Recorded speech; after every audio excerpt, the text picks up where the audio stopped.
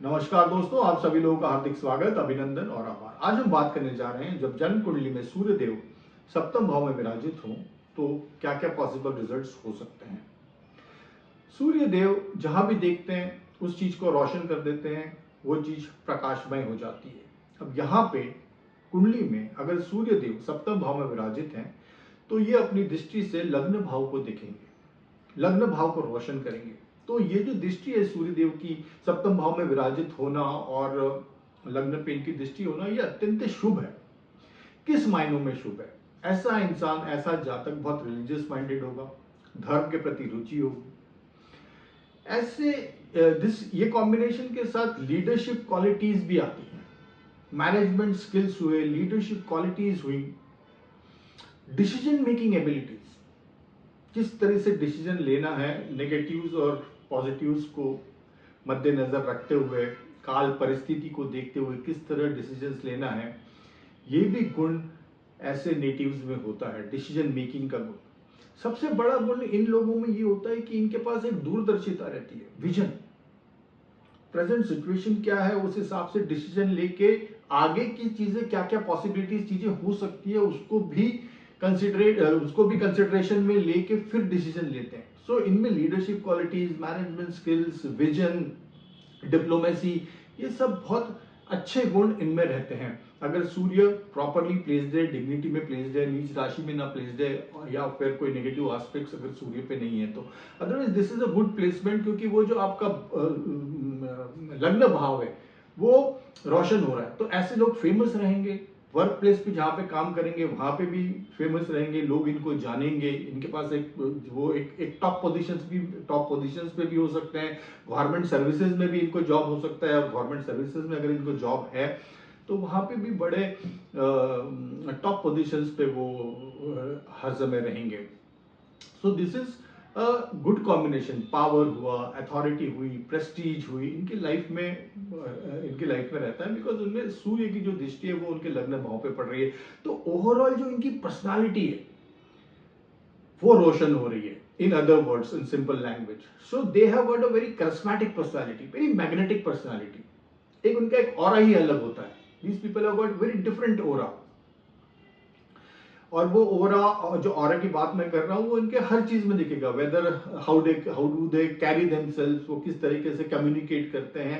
सो सूर्य की ये जो प्लेसमेंट है 7th हाउस में, फॉर द पर्सनल डेवलपमेंट और करियर पॉइंट ऑफ व्यू से, it's a very good placement. Now come to the negative aspect, जो की चीजों का ध्यान रखना है। देखिए, सूर्य ग्रह है, सूर्य देव है, जहां भी बैठेंगे, and it is a fire, तो जहां भी बैठेंगे वहां पे हीट होगी। सो ये कुछ चीजें में जो ध्यान रखने वाली चीजें हैं, क्योंकि ये सप्तम भाव में विराजित है, तो ये लीगल एग्रीमेंट्स का स्थान है। Marriage is also legal agreement, business partnership is also legal agreement. So यहां पे मैरिजेस में चैलेंजेस, बिजनेस पार्टनरशिप में चैलेंजेस, तो यहां पे आपको ये चीजों का ध्यान रखना है। अगर सूर्य यहां पे प्रॉपरली प्लेस्ड नहीं है, मैलेफिक इन्फ्लुएंस है, तो हो सकता है कि ऐसे इंसान में ईगो आ जाए, प्राइड आ जाए, गर्व आ जाए कि जो कुछ हूं मैं हूं। फिर यहाँ पे जो रिजल्ट है वो चेंज हो जाएंगे। फिर वो डिसीजन मेकिंग जो ठीक से कर रहे थे, वो भी डिसीजन मेकिंग हो सकता है प्रॉब्लमेटिक हो जाए।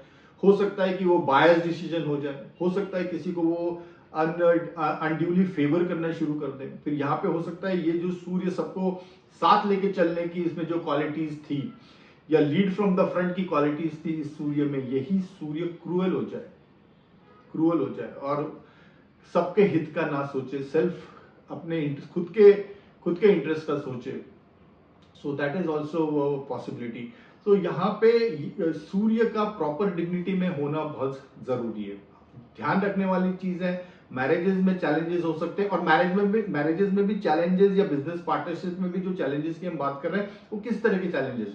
सूर्य शोज ईगो, सूर्य शोज प्राइड, सूर्य अपनी चलाता है। तो इन चीजों का जो अपनी चलाने का जो एटीट्यूड है, वो मैरिज जैसे डेलिकेट हाउस या मैरिज जैसे टेंडर हाउस में वो जेल नहीं करता है। वो जो मैरिज, जो हाउस का जो धर्म गुण है, और जिस तरीके से आपको रहना चाहिए उस धर्म गुण के हिसाब से, वो सूर्य अगर नेगेटिव इन्फ्लुएंस में है या सूर्य वहां पे है तो वो उस चीज को हो सकता है कि स्पॉइल कर दे, just because of the ego और प्राइड। हाँ, अगर इन्हीं सूर्य देव पे गुरु की दृष्टि है तो फिर वो गुरु का ज्ञान भी उसमें उस सूर्य देव में आ जाएगा, और फिर वो सूर्य देव जो ईगो और प्राइड में ऑपरेट कर रहे थे वो नहीं करेंगे। So net this is a good position as far as your career is concerned, as far as your overall personality is concerned. You will reach to you will reach to top heights in your career.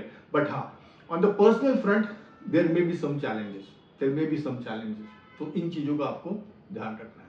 So this is all about in a brief, जब सूर्य सप्तम भाव में विराजमान होंगे कुंडली में तो क्या क्या पॉसिबिलिटीज बनती है, depending upon the other planets also, you will have to see the navamsa also, कौन से प्लैनेट कौन से डिग्निटी में है, कौन सा इन्फ्लुएंस है। So results may vary, but अगर नेट स्टैंड अलोन बात करें Surya Dev in his 7th house, तो these are all the possibilities. So this is all about. Thank you so much, wish you all the best, bye and take care.